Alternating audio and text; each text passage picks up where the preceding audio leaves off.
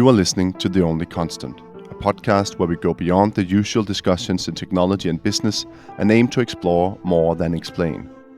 Join me for engaging discussions with a diverse range of global thought leaders as we seek to uncover new perspectives and insights in a free-flowing conversation.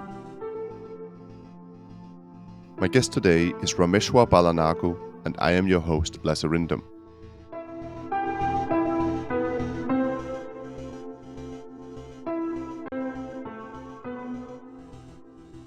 Hi Rameshwar, and welcome to The Only Constant. I'm super excited to have you on the show today and been looking forward to it as we've been planning this chat for a couple of months now, and we've also been speaking for a couple of years. So this is really a pleasure for me to finally have you here. Welcome. Yeah, hey Lasse, good afternoon. We both are other sides of the continent, and it's always good to catch up with you. I think it's been almost 4.5 years since we last met, and it's funny that we both had done a very similar podcast. And I'm honored to be on this with you as well today.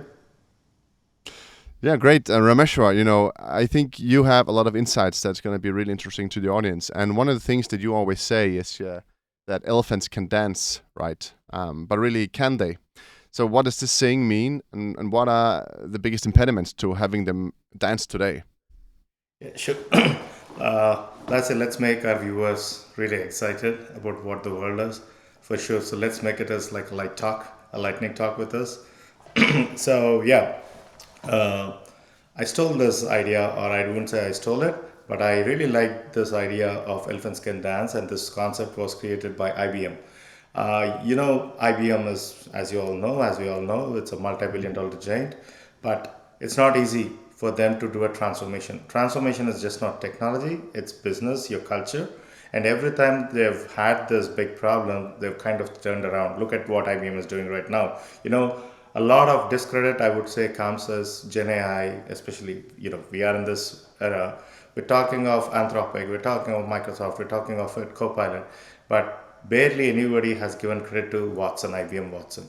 They were far ahead and far superior, but unfortunately, they didn't get the limelight. So anyway, when I was starting to look at it, I thought, you know what? I worked with Fortune 1000 companies, and I've also worked with the startups, some in Series A in various capacities. And I felt, perhaps I could take a leap of it and say I could bring that experience, which I have, a blend of startups and enterprises. And, maybe I could possibly do the elephants can dance too. So yes, it is possible, and elephants do dance too. And if they don't dance, we'll use AI to make them dance. But is this also, a problem for most enterprise today to, figuring out how they can dance with new technology coming out and disrupting the market? Yes. So, Lassie, I don't know if you listen to this music called I've Got the Power by Snap. If you haven't, it's probably in the 80s and 90s. I've Got the Power. It's a I fantastic. got the power. That one? Yes. Yep. Okay. Exactly. There you go. So, it all depends on how you want to use it. The entrepreneur in me and the individual and the creator in me says I've got the power, but when it comes to enterprise, I've got the responsibility too. So I've got the power and I've got the responsibility. Peter Parker says, with great power comes great responsibility. So it's all up to you how you want to deal it. But again, I'd say I got the power. Now you're doing all these songs and you're doing the popular references, right? So I have to also say, what is love? Baby, don't hurt me, right? Maybe Just don't hurt me, please don't right? hurt That's me. the point. That's AI. but Man, you I know, love that song. Rameshwar, rhythm is a dancer, right? So Yes. how is AI adding to the rhythm, or is it adding to the problems of dancing, or is it helping us get the moves right? So, let's talk the positive side and let's talk not so positive side. In fact, I just wrote an article yesterday and I tagged you. I am in principle, a blogger by evening, and I blog mostly on LinkedIn. Of course, I do podcasts. Traditionally, and it's been I've been blogging for almost 7, 8 years, but the pace and the furiousness, thanks to AI, I used to take a month to literally write an article on LinkedIn. ChatGPT came November 2022. I don't need to go through the stats of 500 million people downloaded or whatnot. It dropped down to early Jan 2023 Feb to 40 minutes. Now with Anthropic and with ImageFX, all I do is even I ask a prompt and and I generate a content in less than 20 minutes. As a creator, and I promised you will make it fun. We're going to use all the fancy terms because the industry wants all fancy terms. I think this is the first time if you said bring your own device, it's bring your own creativity, BYOC. This is the era of bringing your own creativity. Let's blend, elephants can dance with I got the power, and everything. Unleash the creativity which you couldn't. I was just reading an article, is the age of developers done? We'll leave the doomsday era down, but this is the era of BYOC. Not bring your own Mm. drink, it's bring your own creativity. Mm. If last year or not, what, well, 6 months seems like last year, the CEO of Mm. Databricks, Mate Zahara, has made a statement that, not Mate, I take it back. I think, yeah, Mate Zahara said, welcome to the new programming language called English. And then NVIDIA CEO Jensen Huang said, the era of programmers are done. We'll leave it aside for a moment, but remember I said it's the era of BYOC and it's the Mm. era of VUCA. You and I know the VUCA thing. There is a new concept. VUCA is volatility, uncertainty, complexity, ambiguity. And then there are new terms coming, BANI, tuna, and my new term is BYOC. You know what this is giving us? Again, a flurry of new acronyms which nobody has heard, but it creates a hype cycle. Oh, what the heck? Next moment is everybody Googles it. What is, Mhm. it's, I go to India every 6 to 7 months. Now I haven't gone. And India has obviously the Gen Z and millennials, even the alpha. I was reading an article that the average human attention has gone down to less than a goldfish syndrome. Do you know how much it? Do you know the goldfish syndrome, right, Lassie? It's only Mm. 8 seconds. After Gen AI came, and it's funny. I was reading an article day before yesterday. Amazon is now forging partnership with Anthropic. You know why? Not because the models are not good. It takes 6 to 7 response, and it's simply not acceptable in the world of where we are. So there's a joke or a parody. What's happening is, what exactly is the attention span of a Gen Alpha or a millennial? Do you know how much is it? I don't know. That's the power. That's the snap. I've got the power. The time it takes to snap is what the attention they have. So they don't have the time to go into details and they want things Mm. fast. Very impatient. Well, I would say not impatient, it's relative to the time.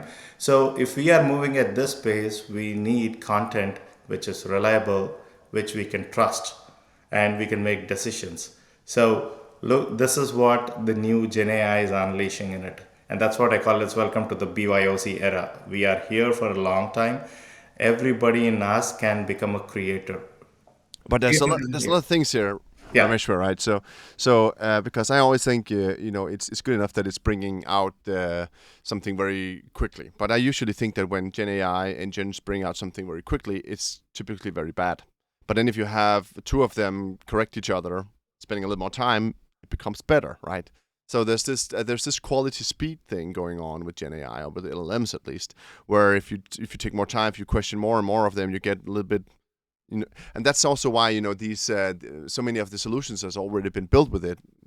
Not just take Copilot is about answering you quickly, but that also means that it's leaving out a lot of things because it hasn't had the time to vet itself against itself, right, to some extent. So you have this spread on a bell curve of where the answers will fall, but you want to keep it on the top of the bell curve, find the most probable, the best, the right answer.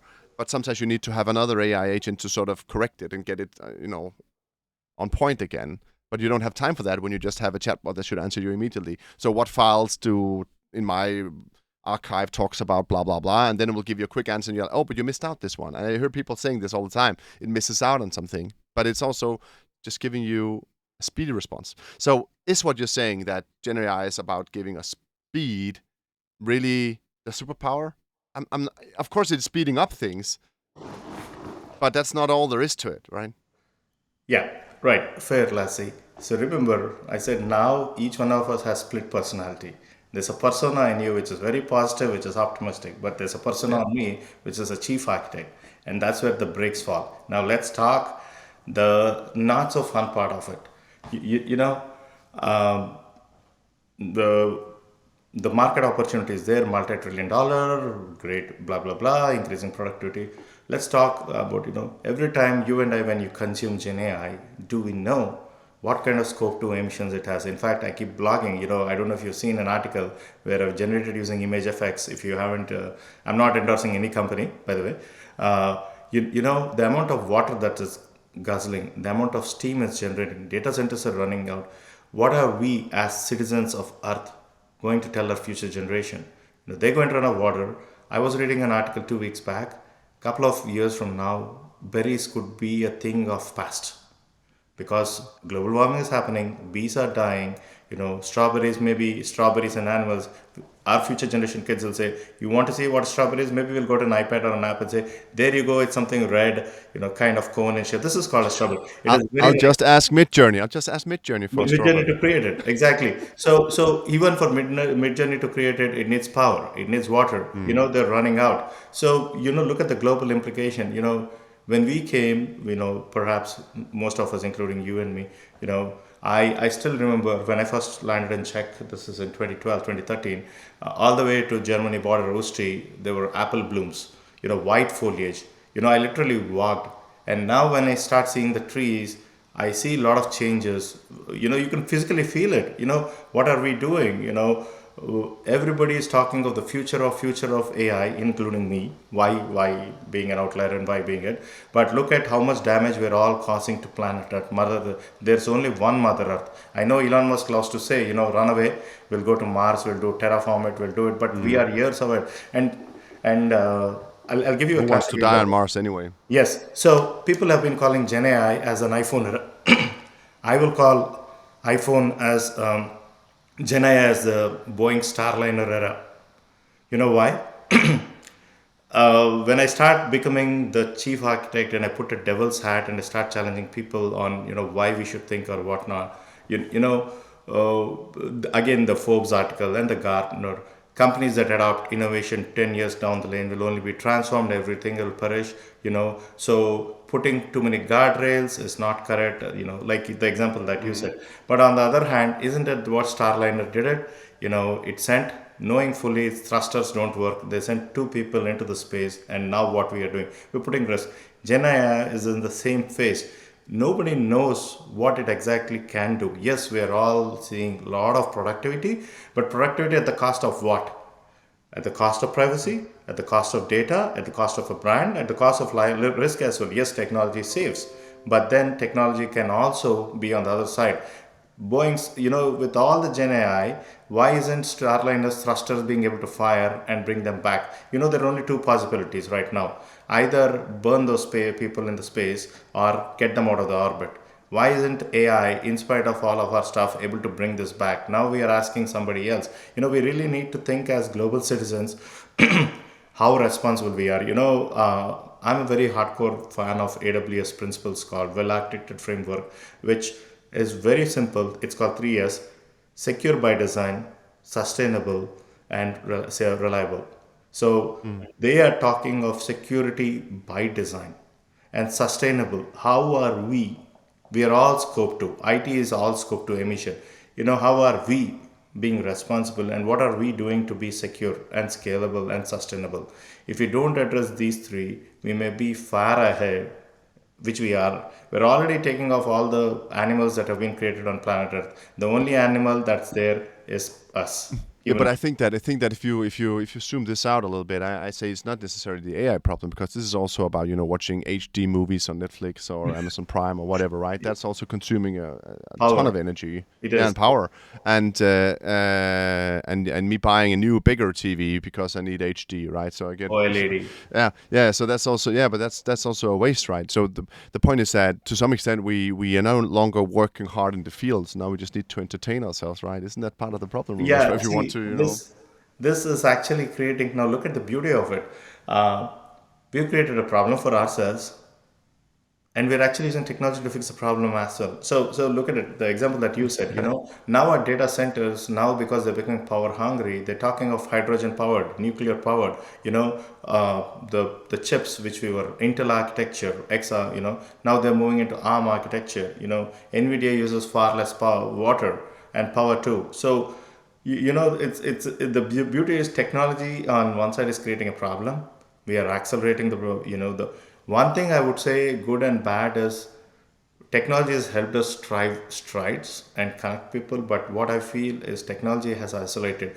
If you go on a train, on a plane, or you walk on a bus, or you walk anywhere, 99% of the human beings will be where?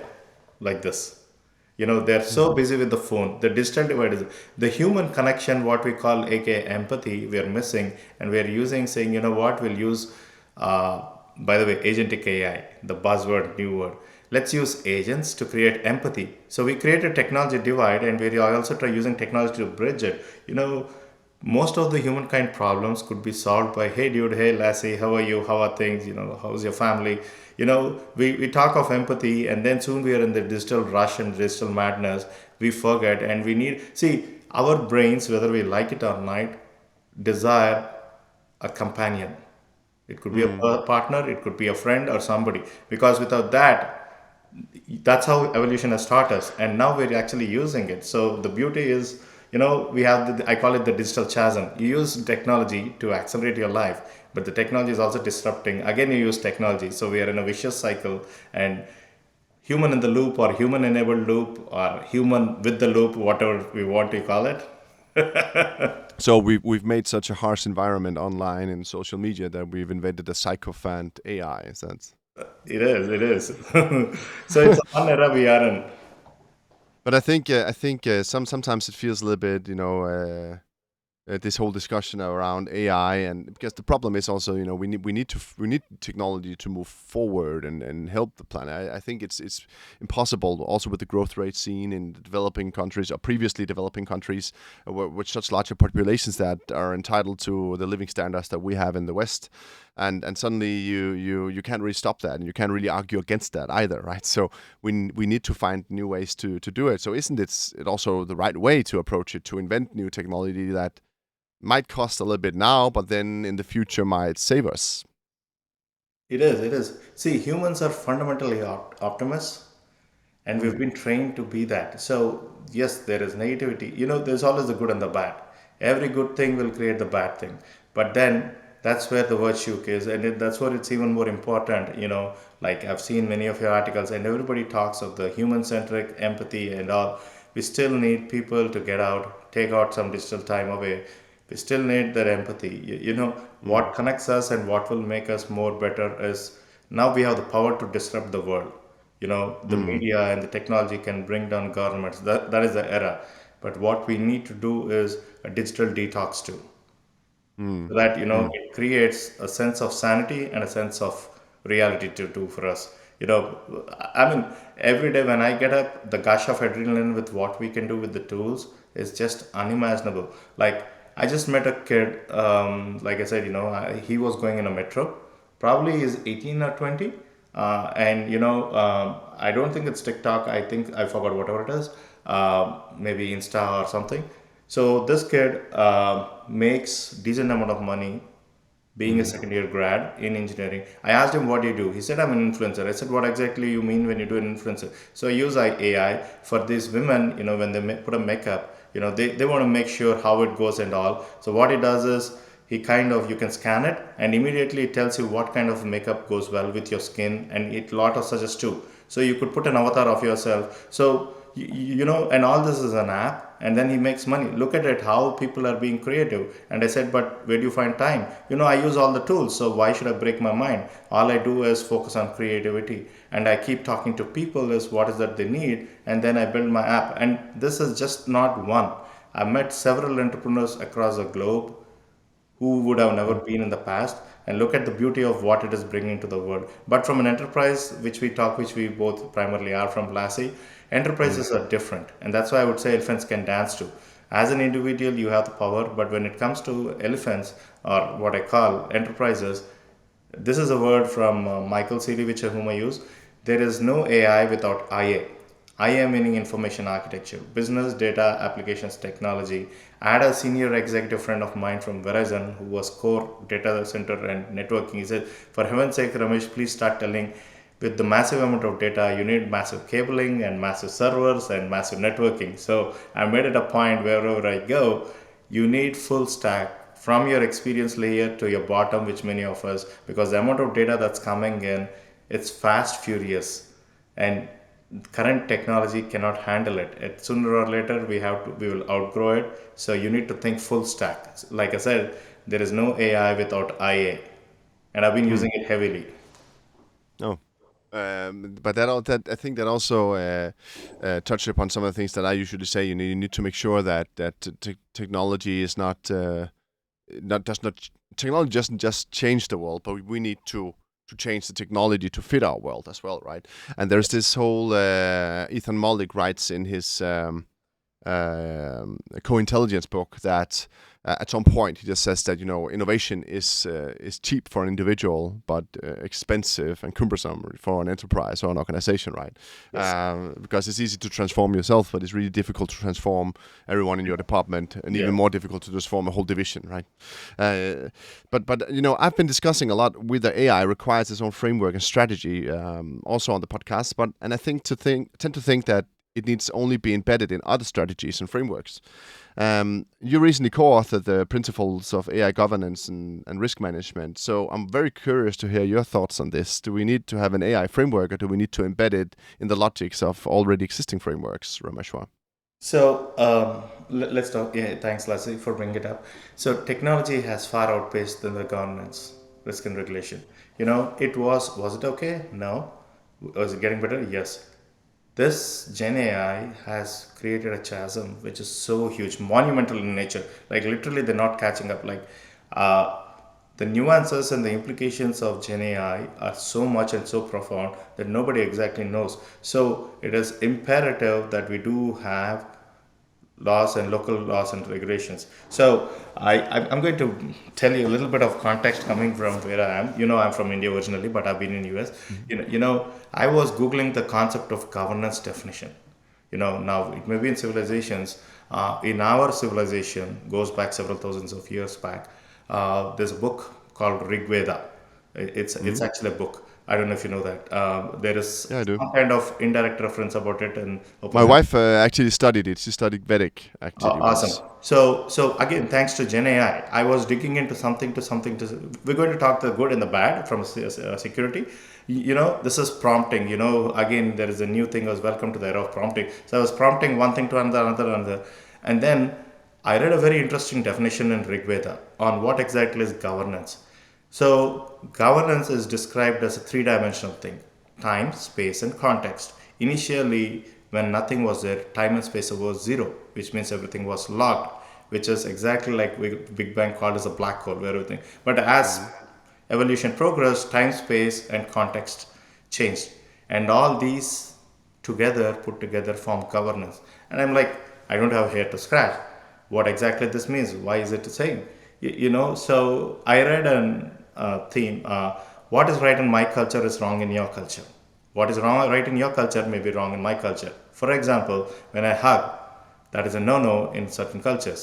But for Indians or for Asians, hugging is this. So when you look at this time, space, and context, it depends on where you are and what time and what is the context. Like the Indian Prime Minister hugs Mhm. people. That may be, but that is a way of embracing warmth and saying, "We are with you. We care for you." This is governance. So this forms the foundation of what governance means. Why am I bringing this into context? The ethics and the bias that we are talking. Now coming back, fast forward to US. 20 years down the line, some of the models in US give a bad rating to houses because of where certain communities are. I was actually speaking to one of the data officers of the state.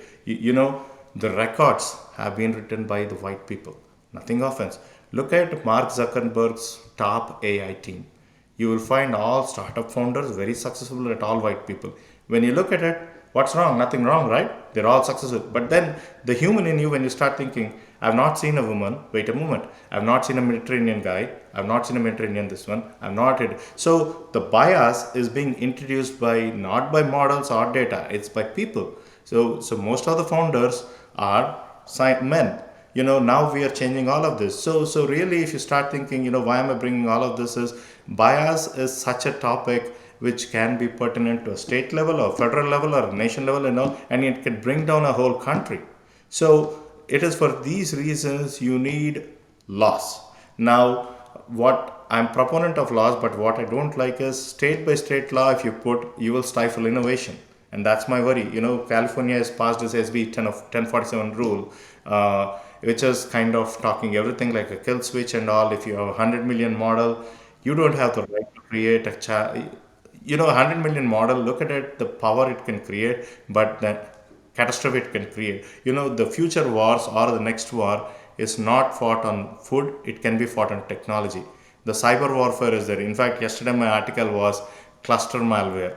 It took me 18 minutes to write it. I was reading about it, but then I used Anthropic, I used Image Effects, I used ChatGPT to write the implications of cluster malware. We are in this era of unleashing hell and heaven together.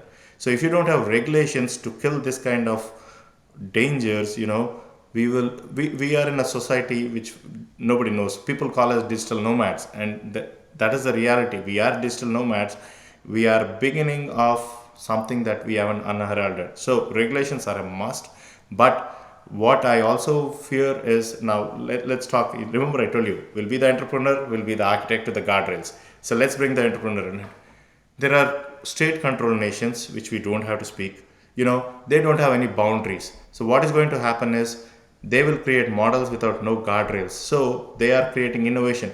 All it takes is a matter of a time. Take their API and hook it into your system. So if you put guardrails, you may be stifling innovation, but if you don't put guardrails, you are also. But as human society, again coming back to governance, we have some norms, tributes, what we call as governance, which we all have to amend. So while governance stifles innovation to a certain extent, but without governance, there is no civilization, or there's no difference between a human being and an animal. Animals can stray around, we can stray around. There's a reason why you and I wear a shirt. We can be naked, right? What stops us? Of course, somebody can be naked too. But there's some principles by which you and I abide. We don't just come off, right? So it's the same thing AI needs to. And AI needs to follow the local laws. Now, yes, it could be. But again, even if you see all of these, hopefully there are not too many laws where we will need AI to interpret each one of it. No matter what the rule is, so far what I've seen is certain things are very common. One is a kill switch. You do not have the power to kill or create a catastrophe, but you want explainability. If you have inferred something, you need to provide details into it.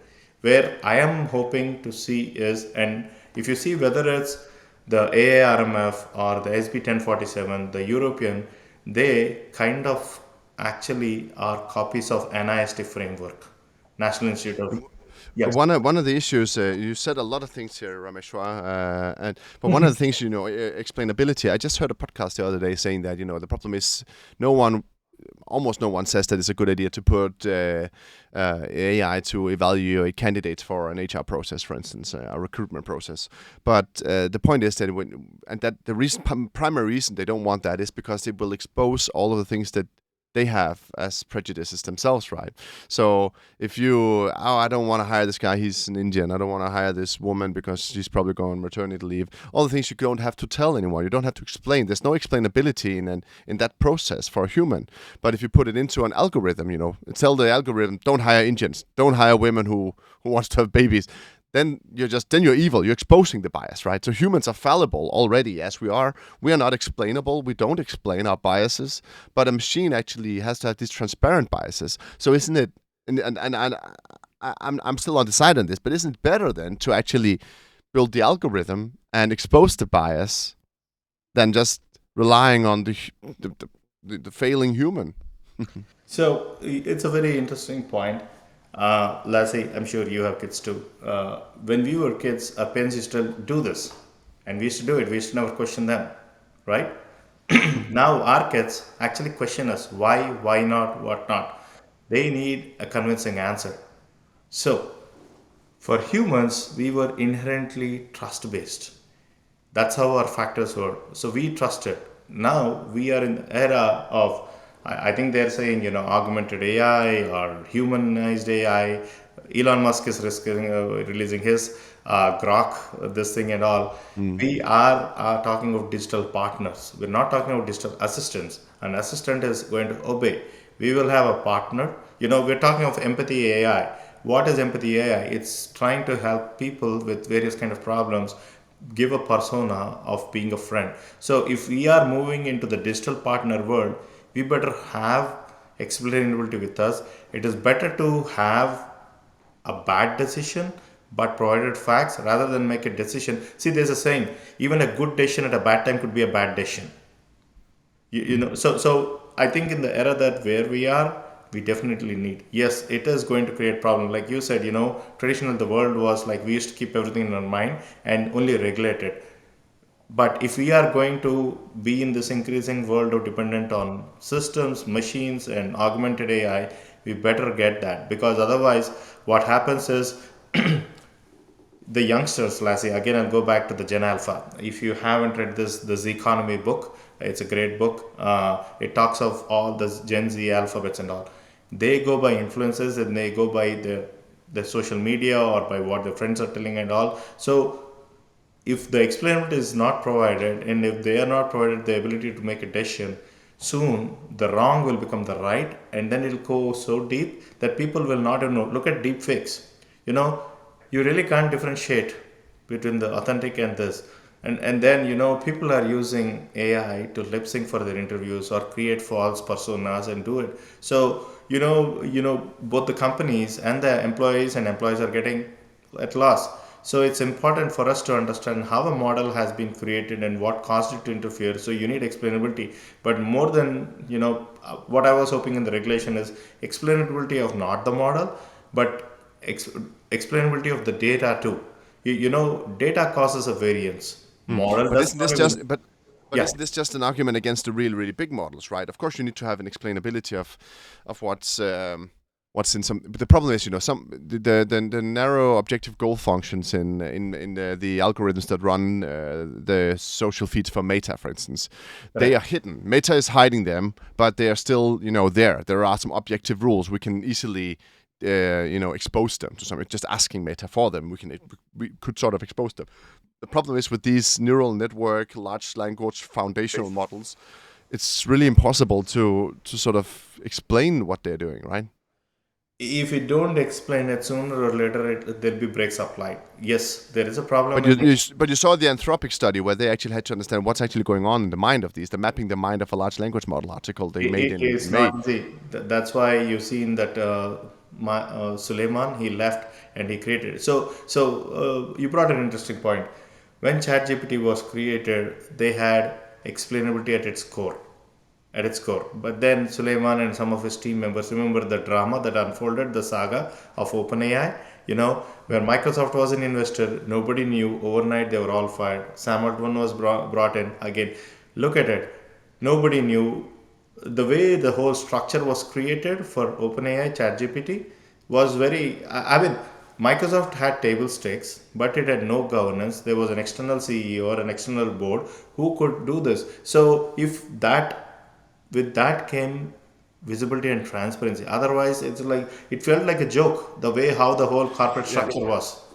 But my point is, even though you get, how they're building it and everything, they still don't know what kind of biases is produced in the Yes. models. Like Yes. that's why I'm saying, Anthropic, they built a GPT-4 size model, right, the Claude 3.5, and they still had to run this thing they ran for mapping the mind of a large language model article, where they were seeing what features are actually in this mind that we've created, because we don't know what's there. We just gave it a ton of data and this code, and then we had it run, for days on end, and now we have this model, and God knows what's in there, right?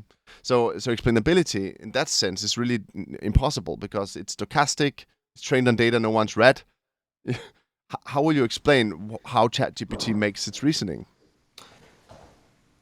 I'm not a scientist, Lassie, but here's what I'll tell you. Yes, explainability will still be an issue, but the way the models are getting, look at GAN, those generative adversarial models. You have a creator and a destructor. You know what will Mm. happen is, and now we are getting all these, and now we are calling it as agentic AI. As more models run, there will be models not just competing on it, but there will be models in it to kind of provide explainability. I think if you look at the explainability factor, I don't think we have crossed even 50% now. But what I am saying is humans are inherently optimistic in nature. As we look at it, today I have used perplexity. When perplexity comes, when you ask a question, it tells I use this, I use this, I use this. Now, if the article itself in the media was wrong, so the inference is wrong. So the bias has started all the way. But if at least I can show that kind of an explainability, I'm okay. Now the media has itself faked it out. That's nothing I can do. But this is what we need, and that's why if you see, you brought a very valid point.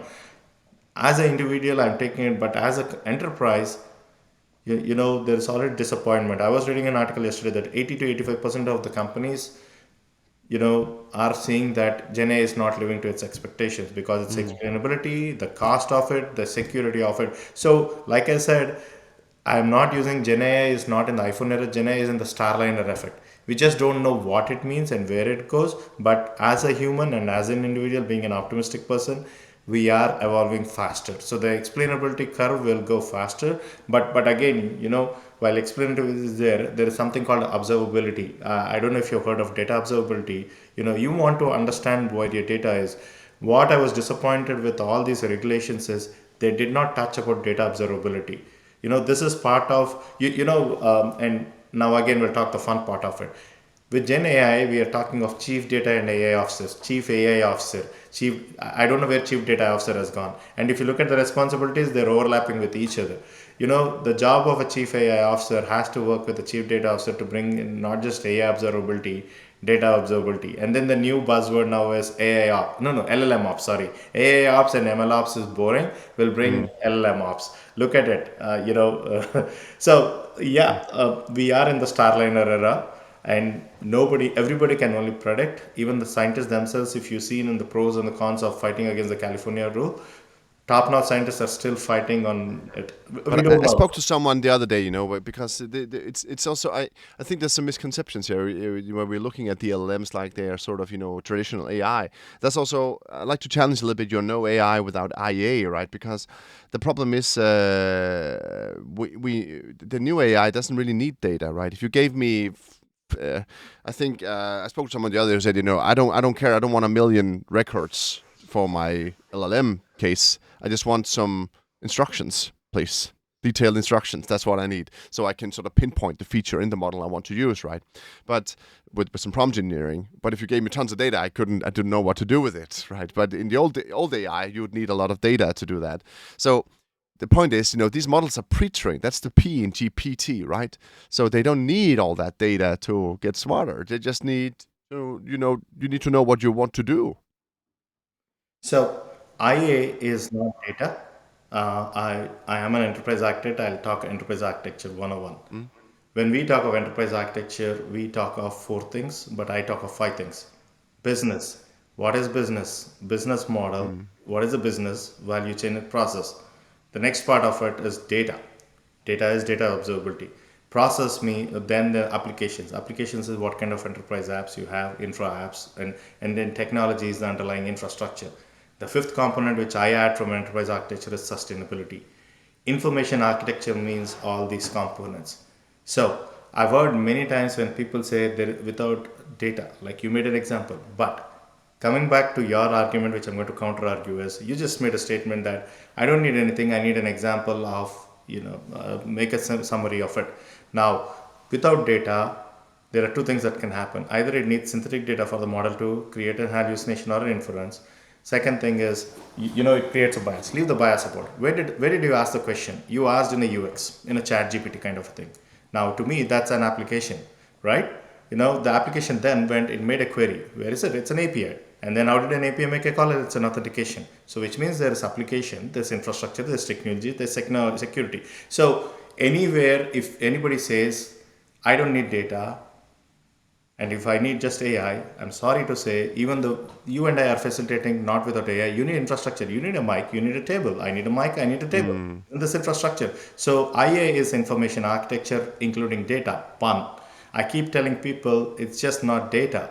It's full stack Yeah, full all the way stack. Yeah. from your experience to your data layer. That's what information architecture is, and that's why I love my passion. My field of enterprise architecture is, even if you remember Lassie, when people had used RPA, IA, then we moved into what you call hyper automation. And now, if you see Yeah. everybody's LinkedIn title is Gen AI, everybody is Gen AI.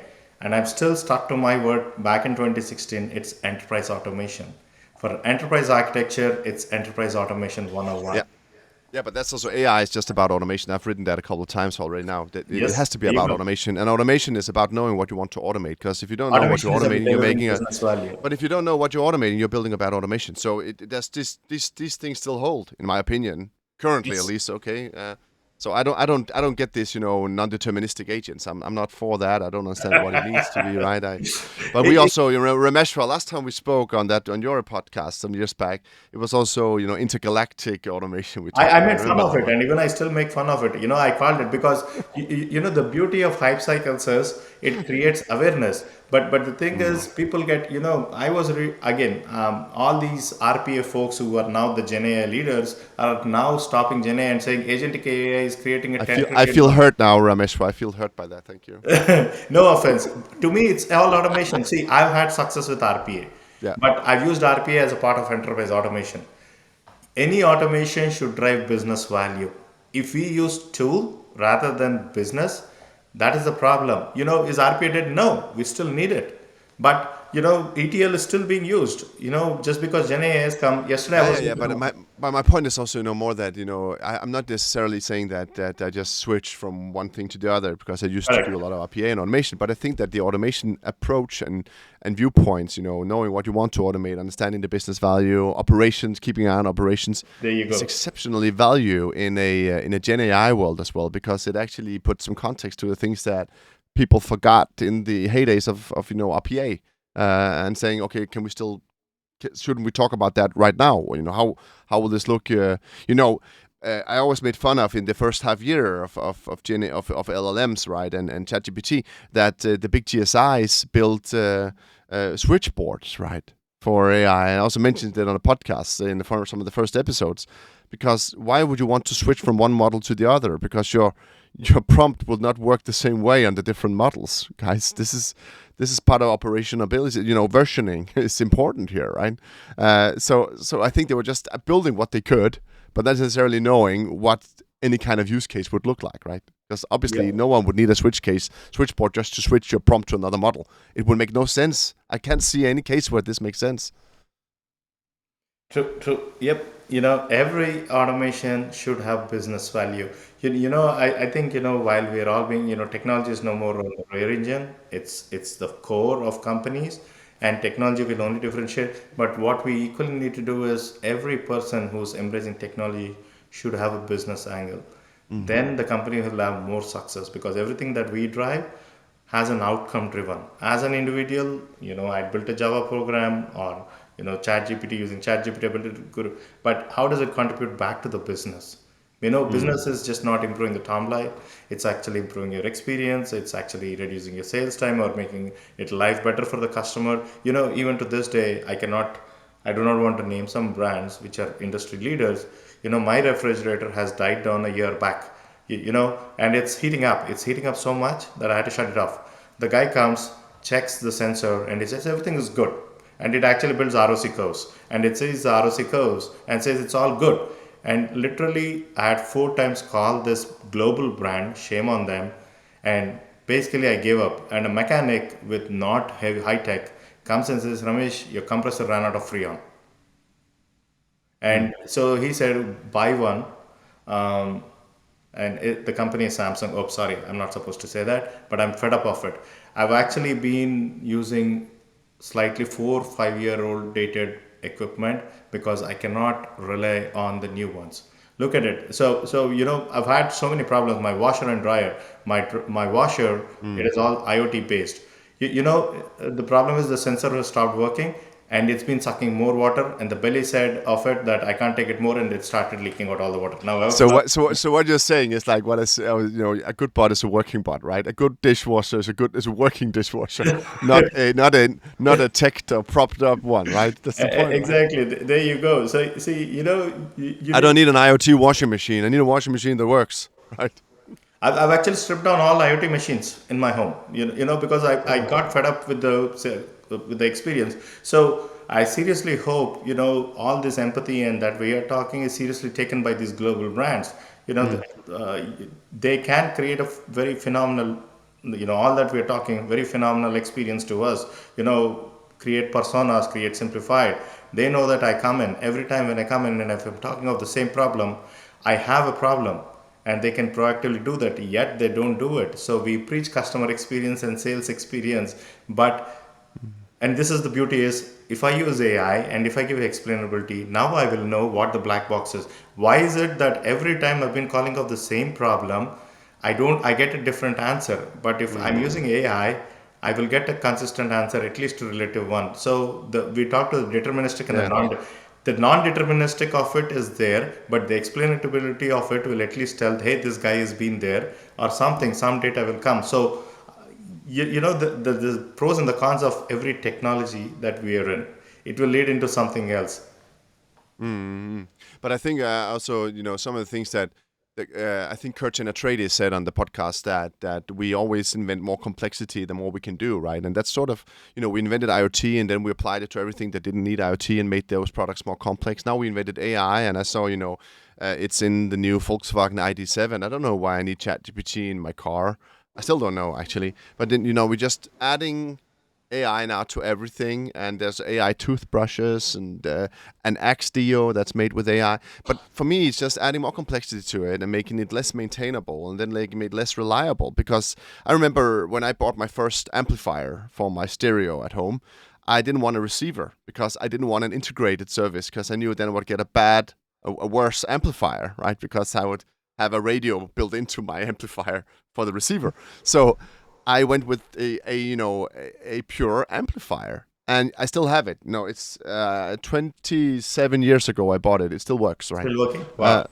yeah, but because it's a pure product, it just does that. It's not integrated with other things that will make it break. Because it often happens. You know how it is also when you have clutter in your departments and everything. Things start breaking and people start not understand what's going on. There's something here, right? Complexity is not a lie, but complexity can be bad for operational ability and manageability. Isn't that true? It is. What what more than Microsoft? They bring some of the best technology, but then they break it down into multiple products, and before you realize, you buy it. That's where companies make money. Uh, Mm. so yes, technology breeds complexity, or it's humans that create complexity to create a top line. Mm. So Yeah. that problem inherently exists, and hence we go out of the box for some strengths. But then you brought a fact, the shift left factor. Around 10-20 years back, we had two systems and 10 people. Now we probably have one or two people, but 40 systems. Yeah. So it is like we touched upon a fact. IT is cheap. People are expensive, right? Correct, correct. So we moved from the DevOps. What? From DevOps we moved to ML ops. From ML ops we moved to AI ops. The new buzzword is LLM ops. In fact, I saw a VC saying LLM ops is the new market. People are creating, the VCs and the analysts are in the era of creating hype cycles. I'm like, whether you talk AI ops or LLM ops, it's still shift left. It's still DevOps. Mm. You, Mm. you, you, you Mm. know, so I think, to your question, long story short, we're using technology to create more technology.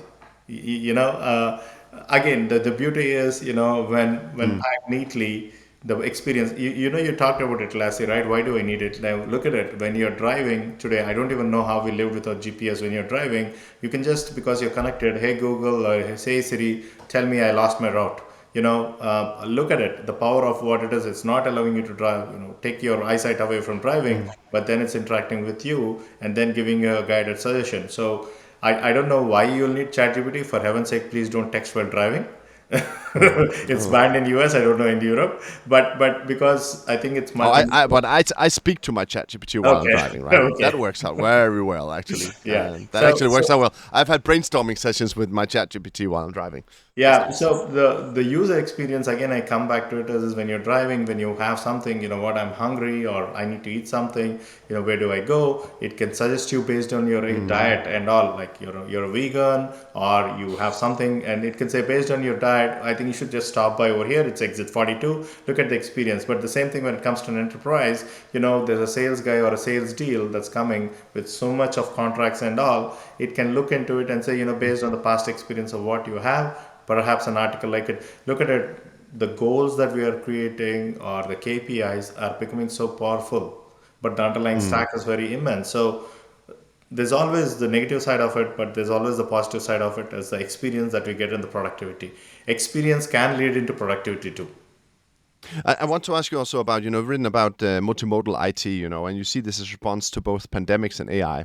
But what is this and why is it needed, Rameshwar? I think that's an interesting question as well, also Yeah. following on what we just discussed.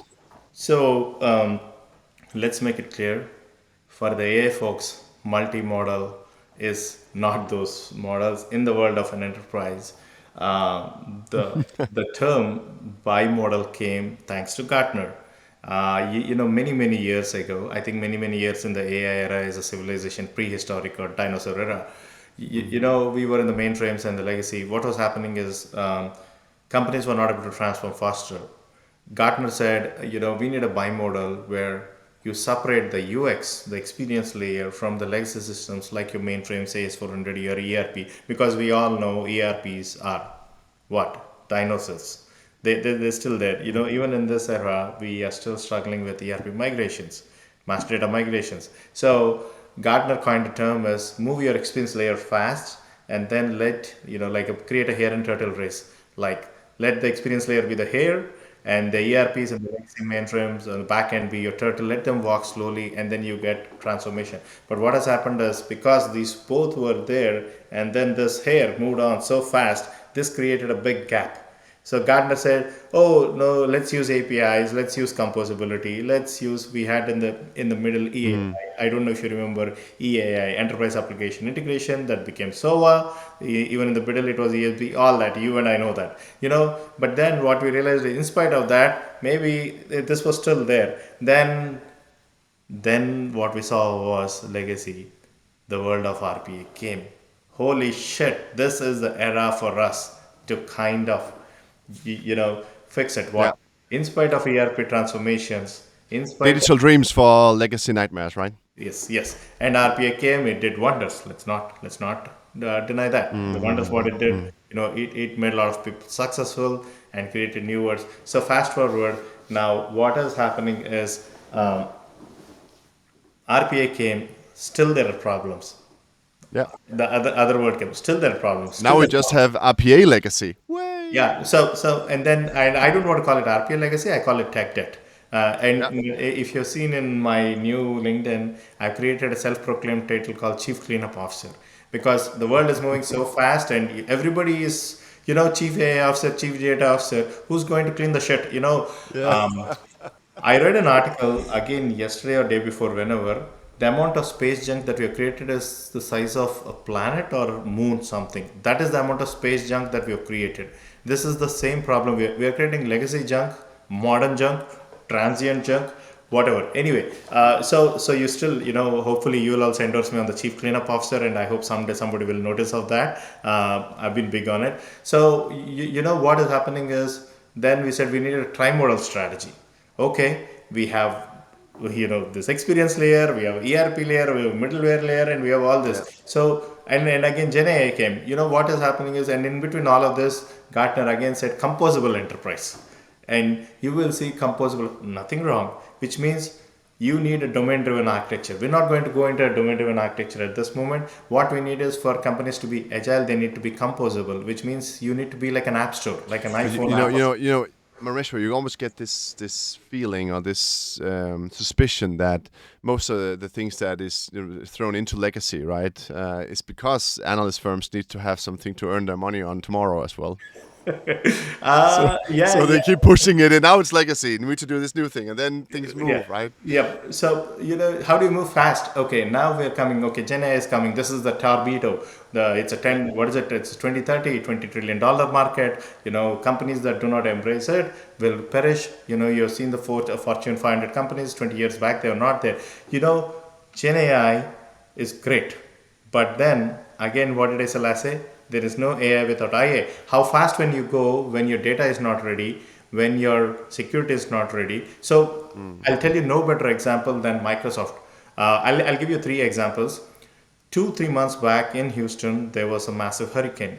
There were a couple of counties in Houston. They were out of power for 2.5 3 days. Couple of months back or year back, Southwest Airlines suffered a massive outage with the scheduling.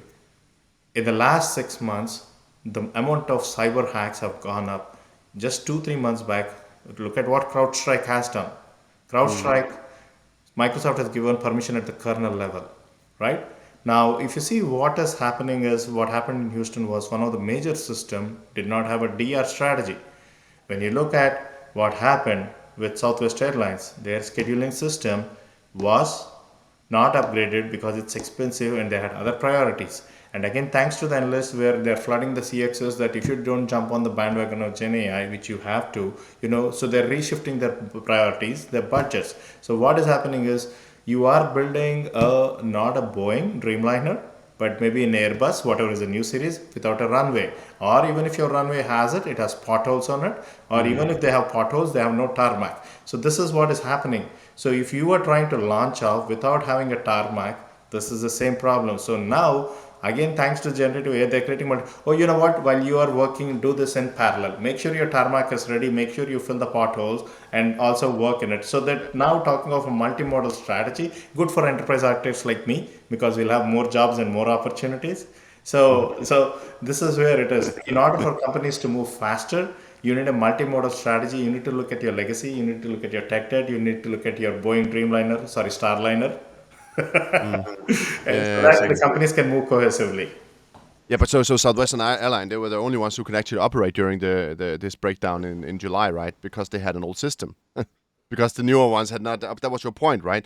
I think that is exceptionally hilarious, right? It's also, but it also underpins something that it put into another perspective. What Dr. Lorian Pratt said on my podcast, I think it was in May or it was in June, where she said, the Wright brothers invented the airplane, but they didn't invent the airline. And we could expand that to saying you might have invented the airplane, built a lot of airplanes, but you haven't yet invented the airport. So there's nothing There you go. orchestrating it, making it work. They're all just flying, landing into each other. You're just having crashes. So That's do why we we need have to to build pick an up. airport? That's what your multimodal IT or what you're building is the architecture, the IA. That's the airport, isn't it, Rameshwar?